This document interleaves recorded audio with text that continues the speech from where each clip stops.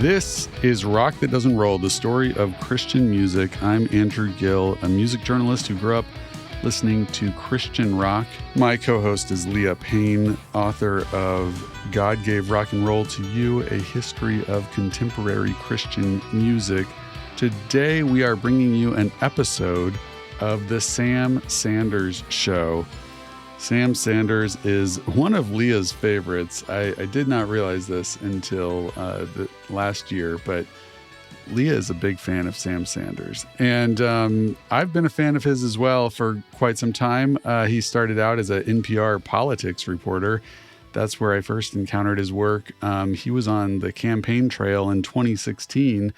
Then he started the show, It's Been a Minute, for NPR. Did that for a few years. Left to, pursue podcasting in other corporate structures. Most recently, he has launched the Sam Sanders Show. And the episode we're bringing you today is one that I loved when I listened to it. It's about gospel music coming from an unexpected place. Big Freedia, the queen of bounce music. Big Freedia probably gets the most credit culturally for making twerking a commonly understood phenomenon. And this episode is called Big Freedia is Twerking Next to Godliness. So Big Freedia is known for New Orleans bounce music. It's all about shaking your booty and dancing and being free. But her most recent album is called Pressing Onward, and it is a gospel album with no hemming or hawing. It is just straightforward gospel music. And in this episode, Big Freedia tells Sam about growing up as a young gay church kid in New Orleans and what moved her to make a gospel album at this point in her career, and how twerking and praising God go hand in hand.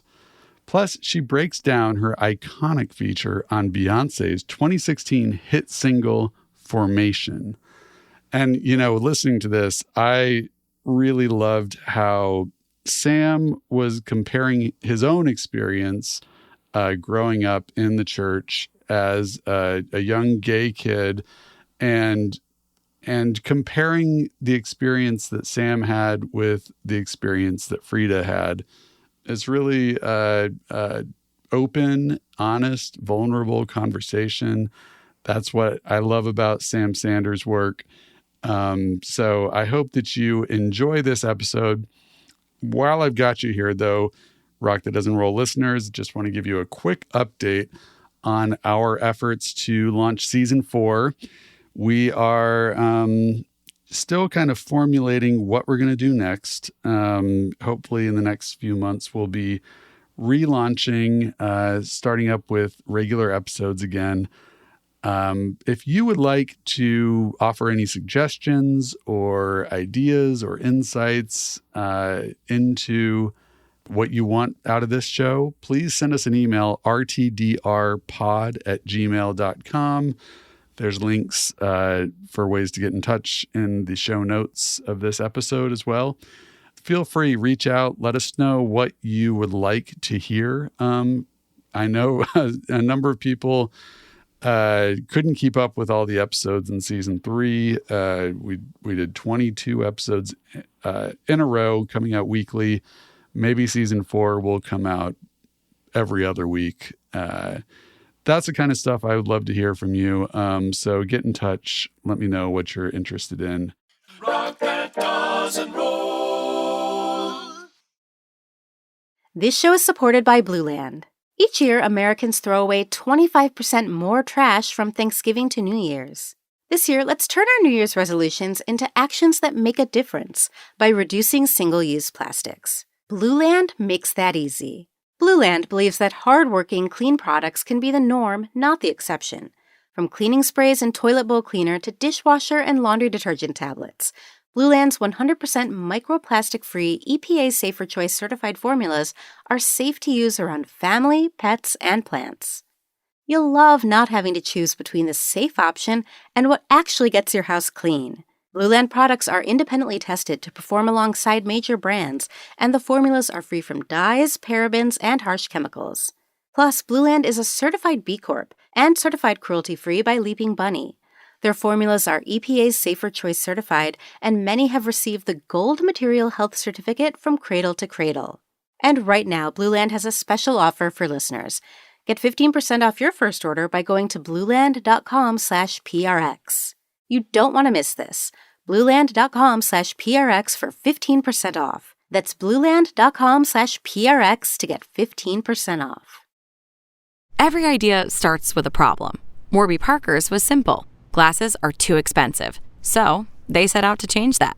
By designing glasses in-house and selling directly to customers, they're able to offer prescription eyewear that's expertly crafted and unexpectedly affordable.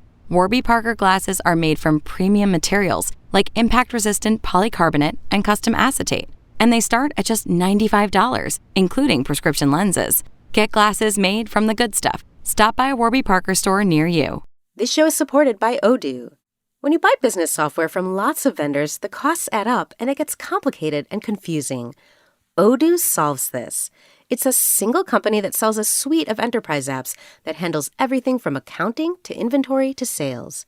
Odoo is all connected on a single platform in a simple and affordable way. You can save money without missing out on the features you need. Check out Odoo at odoo.com. That's odoo.com. Doesn't roll.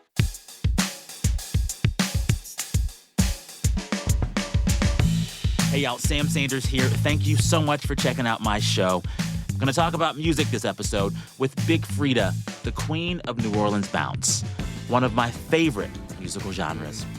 So, bounce, if you don't know, it's this bright, fast, high-energy style of hip-hop that came from New Orleans in the 1980s. It is all about twerking, and it sounds like this. And Big Freedia's dominance of this sound is larger than life. Her gender-fluid stage presence, the nonstop dancing. She's basically a twerk drill sergeant, commanding her audiences to lose themselves to the beat. Big Freedia started off as a local sensation in New Orleans, but over the last several years, she's been featured on pop songs from stars like Drake and Beyoncé and Lady Gaga. Bring him down, down. A king with no crown, king with no crown. Big Freedia's music, most of bounce music, it is sexual, raunchy, adult. Which is why when I heard that Big Freedia was putting out a gospel album, I was a bit surprised. But then I heard the album, this mix of gospel and a bunch of other musical genres, and a healthy dose of New Orleans bounce. I heard this album, and it worked.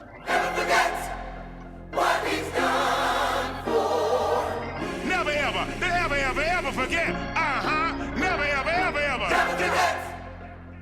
Big Freedia came by the studio this week to talk about how this whole thing came to be, how her time spent as a choir director at her church when she was younger influences all the music she makes now, and how twerking and praising the Lord actually have a lot in common.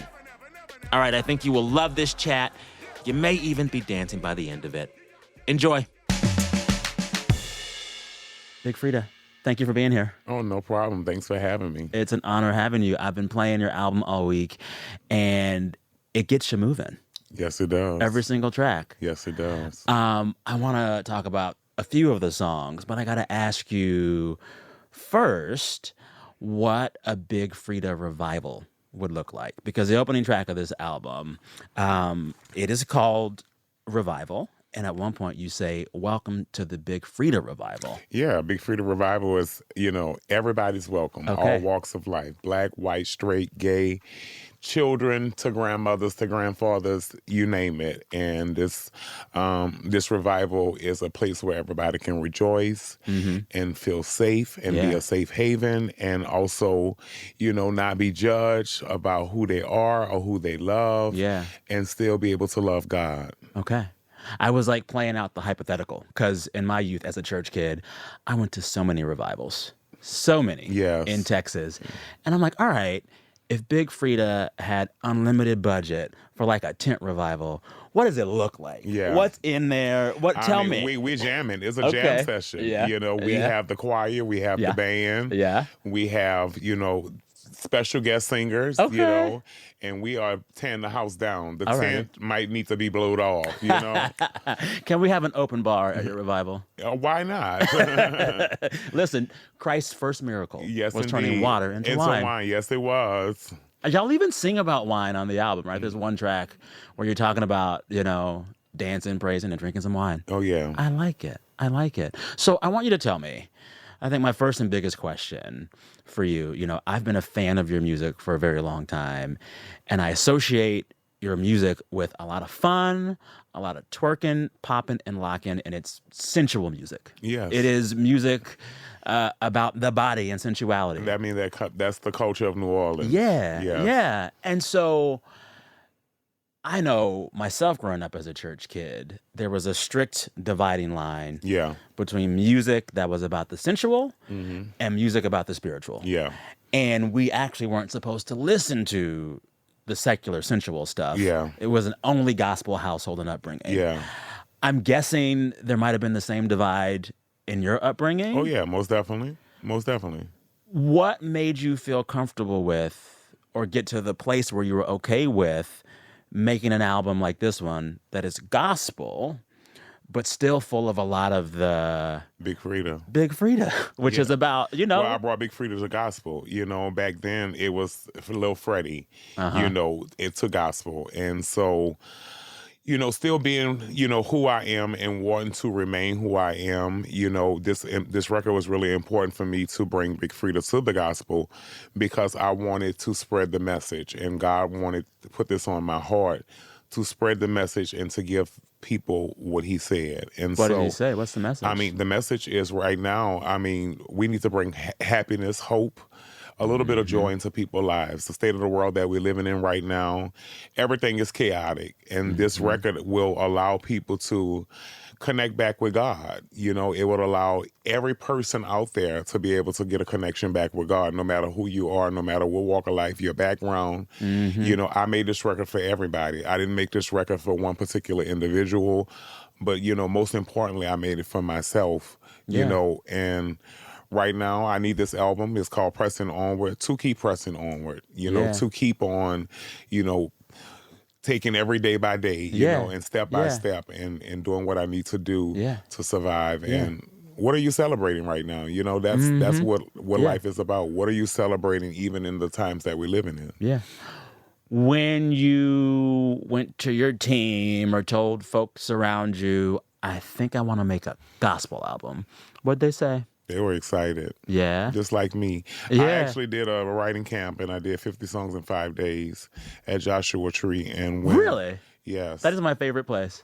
And when I did the writing camp, I actually did one song that became the gospel song, which was Celebration. Yeah. And so that inspired me to want to do the gospel album. And so before I even left Joshua Tree, I told my manager, I said, the next project is gospel. And I did 50 songs and they're on the back burner, And so God put it on my heart that this is what needs to happen, and it needs to happen now.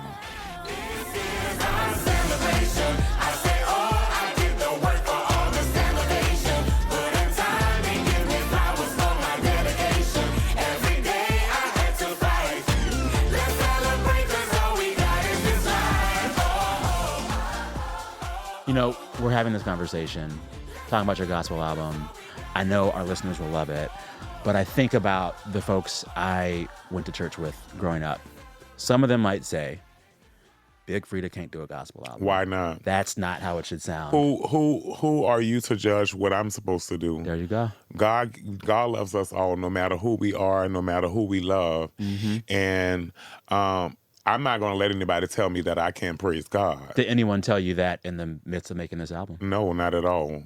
Good. They probably would have got slapped down, by the Holy Spirit. Okay. And but I've been, my background is church. I come from church. I You're was a choir director. Yes, a young boy growing up in church in New Orleans. The name of my church is Pressing Onward, that I grew up in, and that's why I dedicated the album to the name of the church that loved me for being me, and that was my safe haven, and that protected me and opened their arms really wide and accepted me. They didn't judge me. They didn't call me names. They were my church family, and they loved me just like I was their own. That was the part of your biography that really touched me the most, because I think a lot of queer kids, they don't have queer that. kids, They don't have that. Even if they go to church and the church accepts them, they have to hide the queer parts of themselves. Yes, indeed. Sounds like your experience was different. It definitely was different. And, my godmother, Georgia, who was the head choir director, she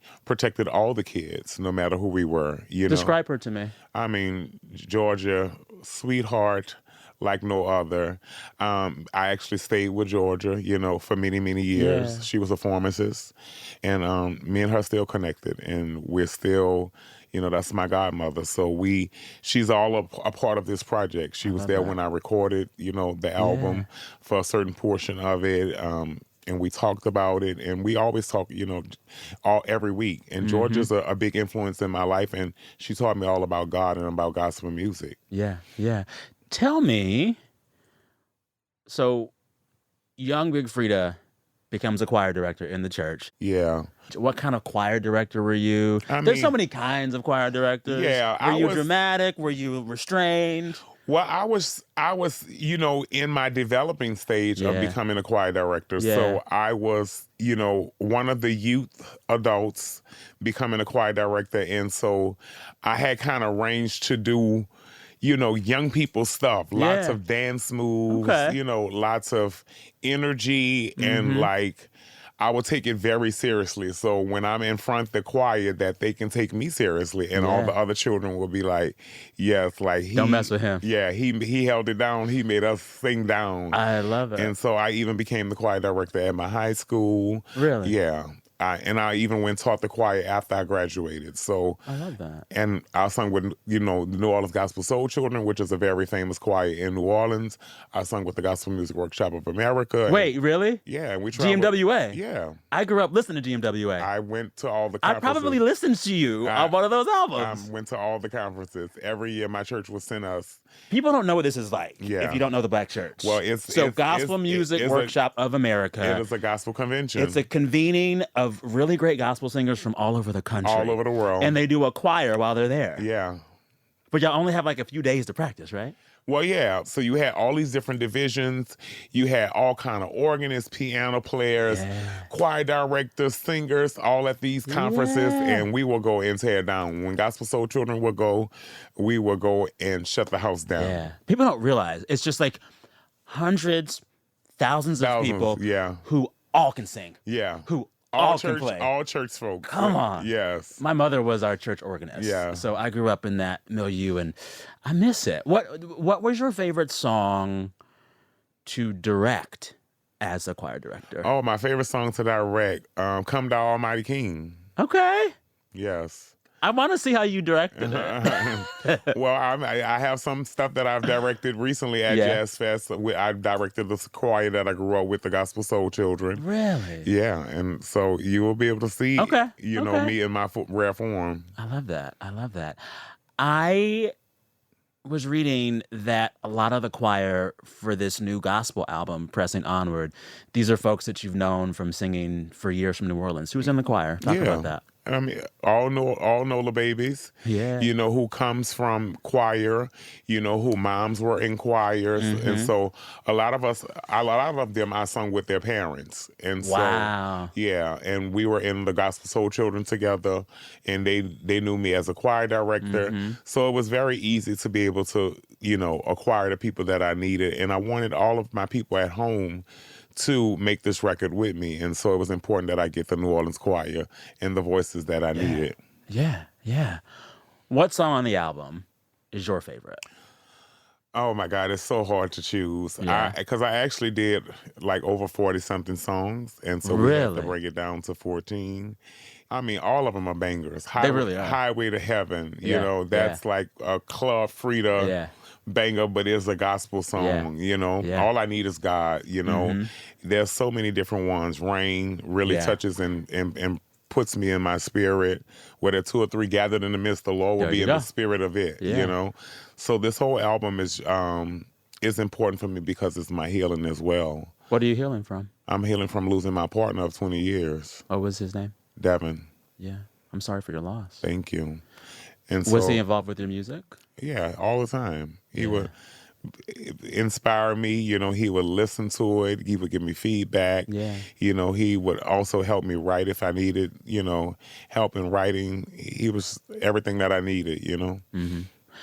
I read that he passed in the midst of you finishing up this album. Yeah. And it actually delayed the release. Yeah, it did. How'd you get through that and keep going? Because I could imagine someone saying, I'm not going to release the album for a long time. Yeah, it was complete, really. You know, it was just tightening up the final things and getting it mixed and mastered and stuff. But he was able to hear the whole album. What did he think of it? He loved it. Yeah. Yeah, we're on our way to a different direction, you know, and just, you know, God had put new things on our heart to do and new desires. And, but God had a plan, you know, and I didn't know that he was not a part of the plan. But, you know, there's a bigger plan that God has, and he knows. You speak about it with such grace, but I'm imagining it was a lot harder than It's people hard could every day. imagine. Every day that I wake up. How long has he been gone? It's only a little bit over 2 months. I'm so sorry, Freedia. Yeah, thank you. Was it diabetes complications? Yeah, diabetes. Poor thing. I've been having diabetes since he was 18, and so he was tired. You know, he was tired of fighting diabetes, and he fought a long time, and he fought very hard, and I fought with him, and it just was something that was so unexpected that day. Yeah, this whole album is dedicated to him, and I think that I mean, he loved all the songs. He was just so excited for me because of how excited I was. And, you know, when you have that moral support, especially from someone who you love and that's your partner, I felt good about it, you know. We were at home jamming to it all the time. I'm letting everybody listen to it and, you know, give me their feedback, what you think. He was like, babe, you got some hits. I'm like, yeah. I love that.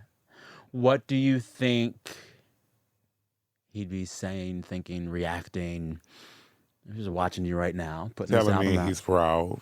Yeah, telling me he's so proud of me, and that just because I have God all over it, that it's going to do what it needs to do. You know, it's going to do what it needs to do for people, for the world. And we all need a little joy in our life right now. A lot of joy. Yes. I'll take it all. Yes. I'll take it all. Listeners, if you are anything like me, you want to peek behind the curtain. You want to go backstage at the concert. You want to meet the director of the movie you just saw. You want to know more, right? Well, if you want some more behind the scenes of this little old show, you can sign up for my newsletter. If you go to kcrw.com/Sam Sanders, you can sign up. And every week, you'll get all my thoughts and my hot takes behind the audio. And I got a lot. Also, once this email hits your inbox, you can reply, and then I'll see it. And then we can be in conversation about some TV show or movie or book or Big Freedia song, whatever you want. So, yeah, sign up for the newsletter, and let's talk. kcrw.com/Sam Sanders. Okay, time for a break. When we come back, Big Freedia gets real about the difference between directing church choirs and directing her concerts now, which feature a lot of twerking. All right, stick around. Hey, Rock That Doesn't Roll listeners. We just want to give you an update on our Patreon support. We have been very heartened to see new people signing up almost every week to help bring this podcast to you. And we could not appreciate it more. Yeah, so for those of you who may or may not know, this is a work of love. This is a project that comes from the heart. And so we rely on funds from dedicated listeners like you all. Thank you so much to the people who've already decided to give. It's it's actually, I don't know, it warms my heart. I don't know how you feel about it. Andrew, you were raised Methodist. Is your heart strangely warmed by? Yeah, just call me John Wesley over here. Yeah. No, it is the thing that, is required to make the show. We are still not really paying ourselves a fair wage, but we are offsetting some of the lost potential earning time that we put into this podcast. Yeah. So if you do want the show to continue existing, we do need listeners to support us. And, if that's not financially, you can tell people about us. You could share us on social media, do all other things. But we would love this to be something we can dedicate a lot of time to. But, we have to provide for our families, and we do not each have trust funds. I don't have a trust fund. You don't have a trust fund, do you, Leah? Okay. No, Just no, checking. Yeah, sad to say. Yeah. So, we appreciate all the support. Thank you so much, everyone. I want to ask you a few questions about a few of the songs on the album. Okay. And there's one that I just love. Kind of makes me chuckle. Sunday Best with Tamar Braxton. There's a lyric you have on there. Gotta be the spirit line. Yeah, watch me catch the spirit. But I'm a never fly spirit. Always keep it in first class. Haven't stamped on my ticket. What is that about? Tell me. It's about just what it says. You know what I'm saying? I mean, I'm a get the spirit in me. Okay. I'm gonna get the spirit of God, but I'm not flying spirit. I'm gonna keep it in first class. I like Delta. Yeah. Okay. Yeah. For me, it harkened back to the way that we were raised as kids in the church, where it's like, don't show up at church not dressed well. Don't show up not looking your best because you want to look good, not just for yourself, but for the thing that you're worshiping. Yes, indeed. I Most like definitely. that. What kind of dresser were you in church back in the day? I mean, I was a young boy, so my mama would have me in my black and white with my black, my black tie, my white button-down shirt, my black slacks, my church shoes, or my suit when it was a special occasion or Easter Sunday, So, but very fabulous, We love it. This very young queen, but fabulous, young gay church boy. The best. Yeah. The best. My church, they were really into very colorful suits for the men. Yeah. So before I can even remember, I was getting dressed in all these synthetic fabric suits that were the weirdest colors. I had a purple Easter suit one year.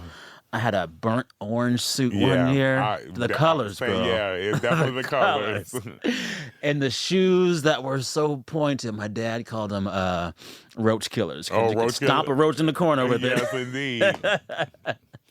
And, all the women would have the big fabulous hats. Yeah. Especially for Women's Day or past the anniversary. They come in with their big old church hats. Yeah. I miss those days. Yeah. Do you still go to church? When I can. Yeah. Yeah. I haven't been in years. Me either. It's funny. Now I will get there for funerals. And I'm like, I need to go. I want to go more. Yeah. Same. I'm so tired of going to funerals. Right? I can't even. Yeah. It's funny talking about the hats and the dressing. I'm realizing we're dressed in white in the way that a choir would dress in all white some Sundays. I love that they come as you are Sundays. Or we could dress down and put on our jeans. See, we did it was a big controversy in our church when I was maybe in high school or something, when some of the men would start showing up wearing jeans. And the pastor was never you can't, but we were just what's going on over here? It ain't about the clothes. Say more about that. It ain't about the clothes. Say it's more about getting the word. As long as the message is delivered, it ain't about what you have on. Yeah. It's so great that it felt like you got that message from your church as a kid growing up. I did. Embracing a young queen. I mean, were most of the churches in New Orleans like that? Yeah. Really? Yeah. Most definitely. So many young gay boys that I knew that were friends, and we all sung in different, churches, and we all sung in we were all singing the Soul Children, but all of us went to all different churches. You know what I'm saying? Yeah. And you had maybe, 50 gay boys in the choir. I love it. Oh, it was baby. That's New Orleans. We just always had, fabulous people in the choir. It could be the choir director, the organist, Yeah.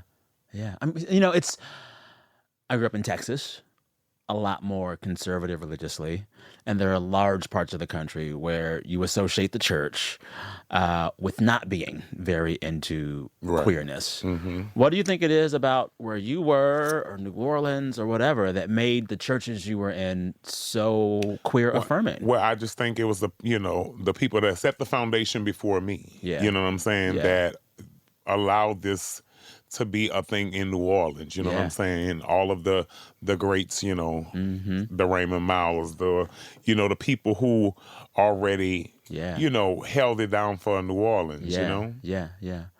What kind of gospel were you into as a kid? I was reading through some things that you had listed, and you said that you liked Milton Brunson stuff. Oh, yeah, and Milton Brunson, Timothy Wright, Kurt Franklin, John P. Key, Donald Lawrence, Ricky Dillard, Shirley Caesar, Yolanda Adams. I mean, I was into it all. Yeah. The Clark sisters, LaShawn Pace. I mean, the list go on and on and on. I can name all of them. Yeah.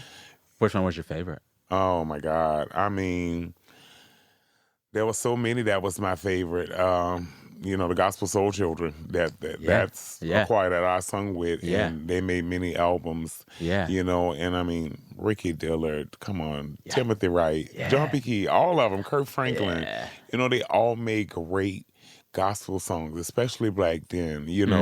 The message was simple, but it was powerful. Yeah, and it was joyful. It was joyful. It really wasn't too much fire and brimstone. Yeah. It was, let's celebrate. Yeah. Because people need that. And the choirs were singing. They were singing down. They were singing the house down. I remember it was like I used to love John P. Key's stuff and Hezekiah Walker's stuff. Oh, Hezekiah because they would do Walker so many too. key changes. Oh, yeah. They would just walk up and up and up and up and up. Hezekiah definitely for sure, too.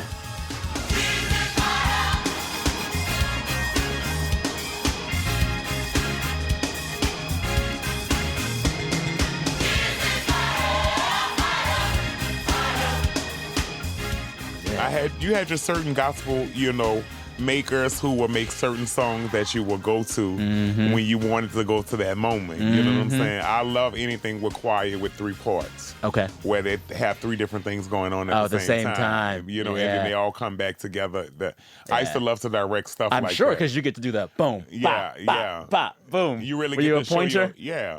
You really get to show your skills of directing. Yeah. Doing all of these different things at one time. And some of Ricky Dillard used to cut up so bad. Still do. Yeah. I wonder, because I've been to one of your concerts before. This was many years ago. And I had a blast. I was sweating the whole time. It was a twerk fest. Yes, it is. Twerk fest. I'm the queen of it. Yeah, you are. How much of that experience of young Freedia directing a gospel choir in New Orleans, how much of that experience shows up in one of your shows now? Which is a different kind of music. It's still the same. Tell me how. I'm directing a choir one time, one of these days, and then I'm directing asses on stage, so it is, so it's hand in hand. The bounce music goes hand in hand with the gospel music. Yeah. And so, I mean, when I'm on stage, I feel like the director no matter what music I'm doing, Yeah. What is the biggest difference between, as you say, directing a choir and directing the asses? I mean, the biggest difference only is that one of them be bent over, Yeah. But the spirit is there in both. That. There you go. Yeah. Although I will say, at the twerk concerts, there's some alcohol too, which I always like. That too. They need to start, and hear me out, I think churches should have wine. Well, they have, you can come get your communion. Eat this bread and drink of this cup. We were so holy roller at our church. We did grape juice. We did too. Welch's grape juice. Yep. Yeah. In the little cup. Yeah. The saltine crackers. When you will really get wine, real wine, is that when you go to a Catholic church and visit. They love it. Yeah. They be doing it. Catholic church had the real wine. I'm like, we ain't never had this. Why we don't have this at our church? Come on. We had the little grape juice that they would refill in the bag. Yeah. People hearing this interview, they might not know bounce music, but you, in my mind, are the queen of New Orleans bounce. I am. It is a sound grateful. that is iconic. It is a sound that always gets the people moving. It's a party music. Right? For folks who don't know what bounce is, how do you define it? It's up-tempo, heavy bass, call and response type music. Has a lot to deal with shaking of the body and moving of the body parts. It's a New Orleans-based music, and it's a subgenre of hip hop, but it gets the party started. Yeah. Yeah. And there's this like iconic kind of underlying percussion beat that's like under a lot of it. Yeah. What do they call it? The Trigger Man, the Cheeky Black. Yeah. You got a variety of things happening. What for me is so iconic bounce music is that like it's not gonna follow the typical flow of a song where it's like verse, chorus. You're gonna sing something and then rap something and then talk and then call and response and then say do this and do that. You never know where you might go with it. Yeah, and they can go on forever. Yeah. I love that. Yeah. What, in your mind, for Big Freedia, what are the iconic hallmarks of a signature Freedia bounce song? Anything with, call and response, great, freestyle in it, a great hook, Yeah. Just that chop too, that it could be the simplest thing that gets that song to where it needs to be to the next section, Yeah. When do you know that one of your bounce tracks is ready, is there, is complete? When I'm ready to bend over and start shaking myself. Yeah. When it makes me want to dance, it makes me inspired. Yeah. When you are doing these songs live, and I'm thinking back to my time going to your concert years ago, you're not just doing the song as it appears on the album. Excuse me. You're also interacting so much with the crowd that's there. Oh, yeah. What is like your golden rule or your secret hack for making sure the crowd gets going when you're doing a show? Because I remember there was this moment where it's like, you took over. Really? Yeah. Say more. I bring people on stage, and that's a moment for them to get to shine. Yeah. And it really, gets the crowd involved because now you have the audience cheering for people who are in the audience. And so now the people who's on stage, they're going super hard. Yeah. Because they can't screw it up. It's like you're on stage with Freedia. Exactly. Don't mess it up. And you making your debut. Yeah. And then they're all rooting for them. Exactly. Okay. So it's just a big party. Crowd participation. Yeah, very important at a Freedia show. Yeah.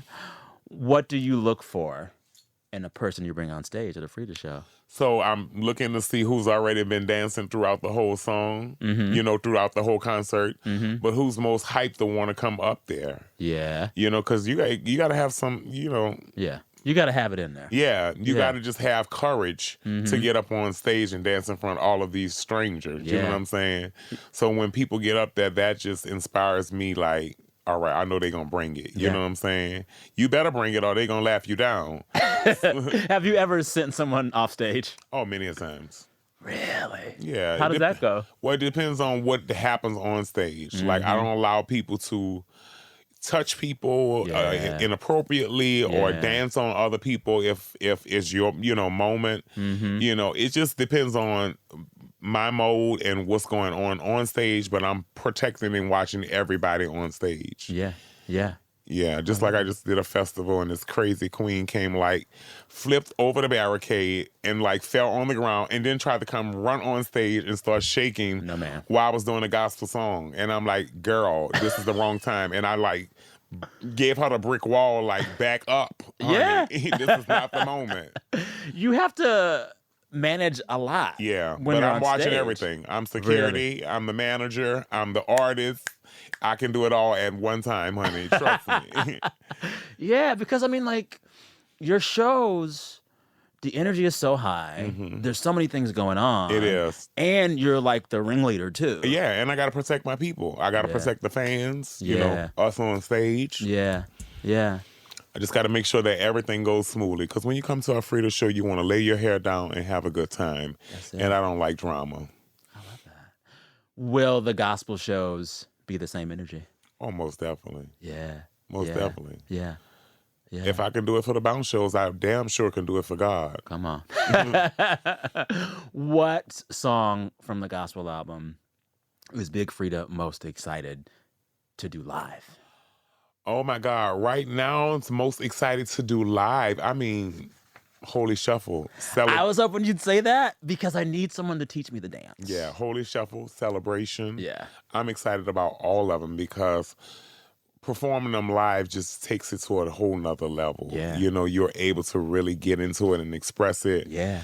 And, you know, I've been performing with a lot of guest choirs in different places. So there'll be choirs at the show? Oh, yeah. Okay. I'm performing with the San Francisco Gay Men this Really? weekend in San Francisco. Oh, my God. 75 of them. I love that. Yeah. A band, too? Yeah. Band, Look dancers. at you. The whole 9 yards. So when you're pulling that kind of show together, you are having to, like, orchestrate these songs for a live performance. Yeah, and how does that work? Well, we send the choir the songs to learn, you know, prior to us coming. Then we have rehearsal once we get here, you know, there with the choir, full band, dancers, so we all see how the production of the show is going to run. Yeah. We have to be prepared, so it's just a lot of hard work into it. Yeah. People need to know. It's like you hear this twerk music, it ain't easy. It ain't easy. It ain't easy. Not my job. Anyway. Yeah. Booked and busy, thank God. Come on. Listeners, if you're having fun with us right now, can I ask you a favor? Think of that friend or loved one in your life most likely to twerk at the right or wrong time, always down for a loud concert and some fun music. I bet you they would enjoy this conversation. Will you send this episode to that friend or anyone who needs to hear a conversation with Big Freedia and all these stories of faith and twerking and gospel music? Share this episode with a friend. I know there's so many folks out there who would love to hear it. And when you do that, it helps us out. It really does. All right, time now for a break. When we come back, more with Big Freedia. Her new gospel album, Pressing Onward, is out right now. Stay with us. You have so many iconic features or working with guests in your career. You know, so many people got to so know grateful you for all of them. through your features on songs from Drake, on songs from Beyoncé. Yes. Like Formation. You know, that's you. Yes. How do you decide when to say yes to a collaboration, who to ask to collaborate on your projects?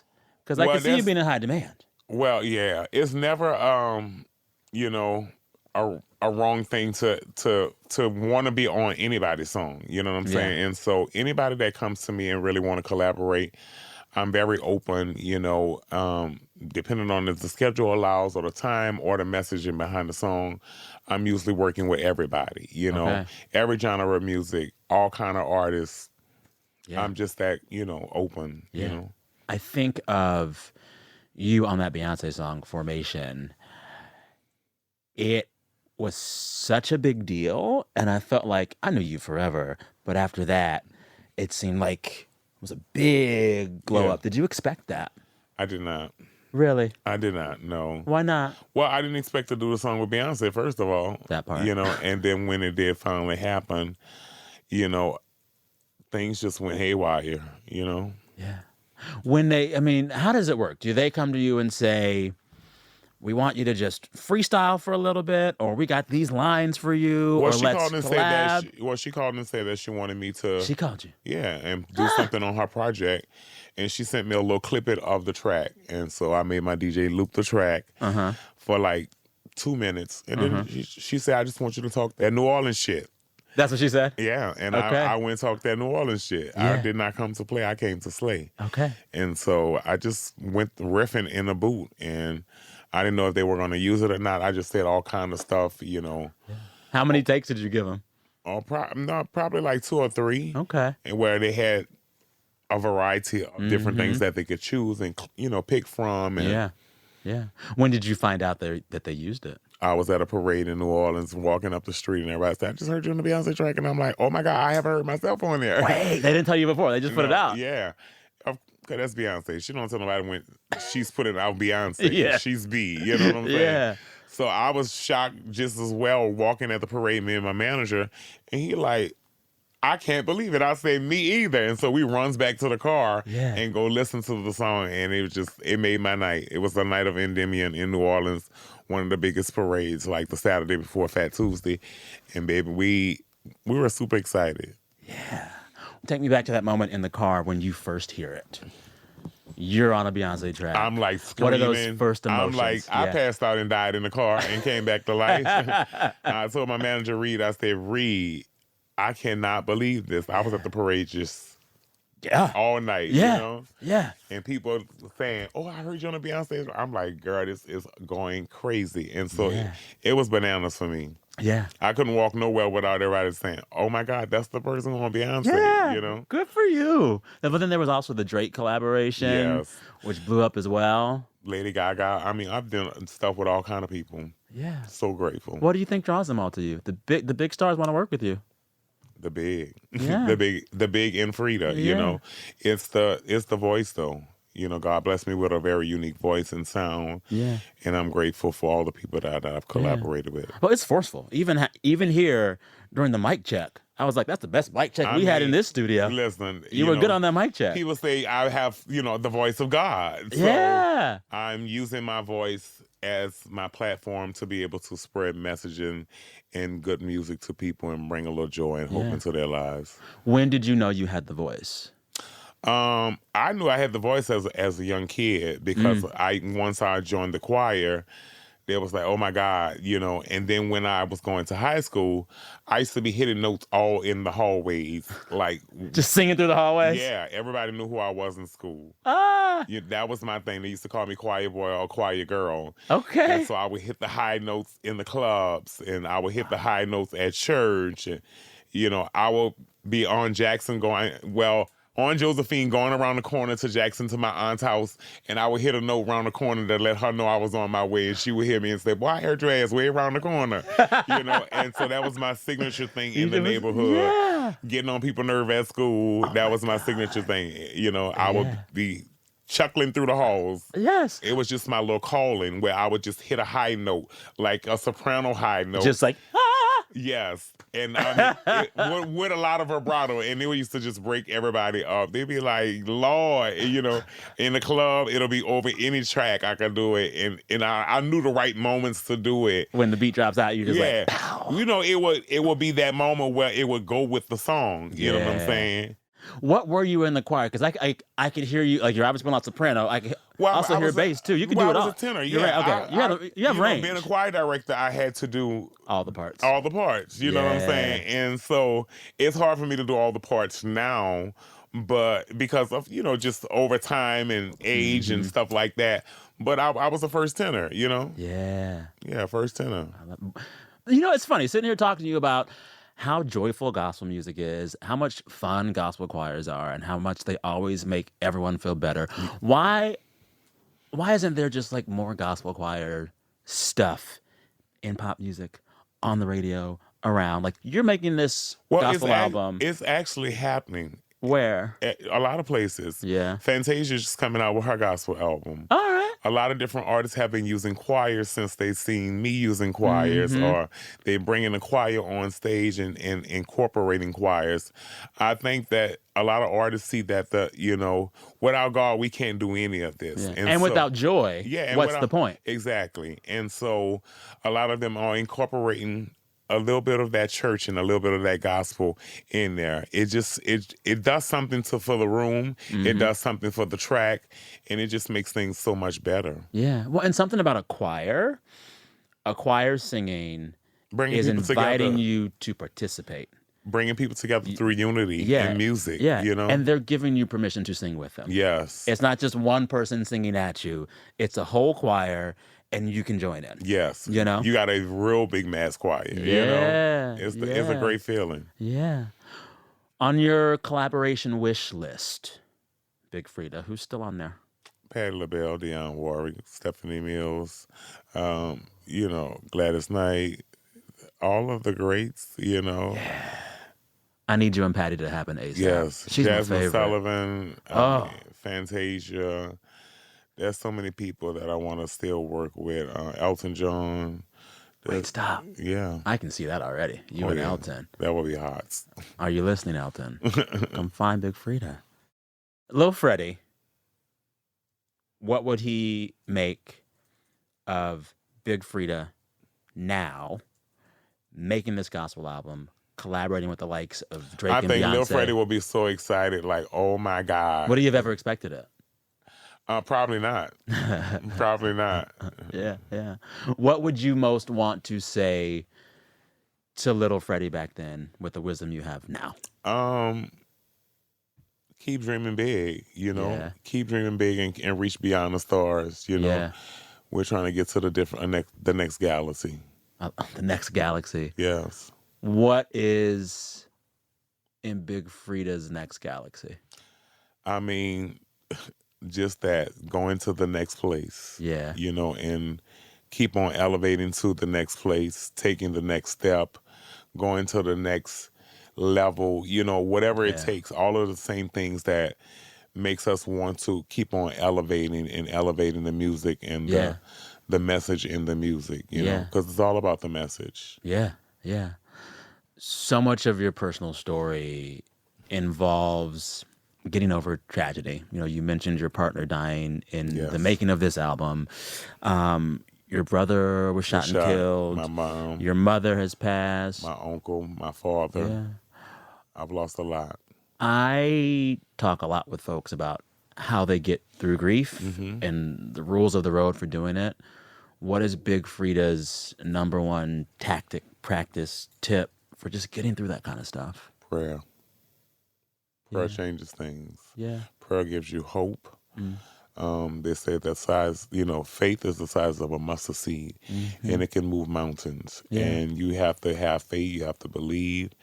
And I trust and believe in God. I've been here all this time, and I've been able to be in the music business for 25 years, and only through the grace of God, I am still here. Yeah.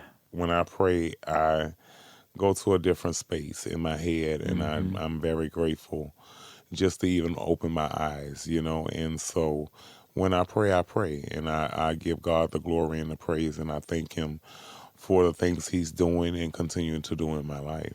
Yeah. Big Freedia, thank you so much. Thank you. Thanks for what you do, for putting joy out into the world. Thank you. And you're going to see me at some point soon twerking at one of your shows. Yes, indeed. You already know. Yeah. Thank you so much. Appreciate you. Thank you so much for checking out the show today. If you like what you've heard, tell your friends about us. Also, feel free to subscribe and leave a review on the podcast app you are using right now. When you do that, through the magic of internet and algorithms and apps, it helps us. It really does. Also, you can find all my interviews on YouTube and at kcrw.com/Sam Sanders. All right, this show is a co-production between Sam Sanders Productions and KCRW. Our showrunner is Tyler Green. Our senior producer is Bennett Purser. Andrea Bautista is our associate producer and social media editor. Phil Richards is our technical director. Bo Delmore is our video lead. Luis Pena is our switcher and video editor. Evan Solano is KCRW's art director. And together, Arnie Seipel and I co-executive produce this show. All right, till next time, go twerk and be good to yourselves. See you next week.